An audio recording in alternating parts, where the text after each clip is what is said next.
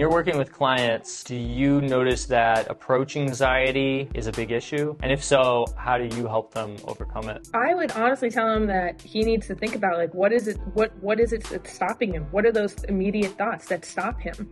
Is it she's too pretty? Oh, I'm not good enough. I'm fat, I'm overweight, I'm X, Y, and Z. Whatever those immediate excuses are that you're thinking of in those moments, catalog them. Like, remember them. And either approach her or don't approach her, but remember those and work on them.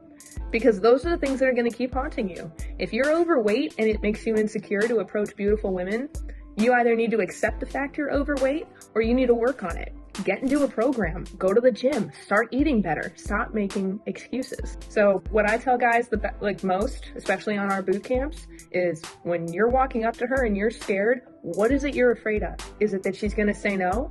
Is it you don't find yourself attractive? You're boring?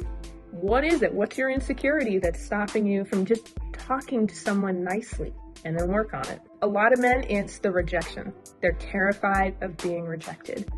So I make them go out and get rejected. And my favorite one is making guys propose to a woman immediately, or a group of them. It's like, did you really expect them to say yes? If she did, run. If she did, run. Or play with it. A lot of guys try and do this on their own, and I commend that. You know, if you can do it on your own, why not do it on your own? But the reality is that most guys aren't able to, because it's deeply rooted. It's deep seated. It's a fear of being rejected. It's a fear of basically that little voice that kind of questions your self-worth or questions how attractive you are to the opposite sex. You don't want to give that voice. You don't want to basically face the reality in case it is true. And so you'll do everything you can. It doesn't matter how much knowledge, how much data you're gathering.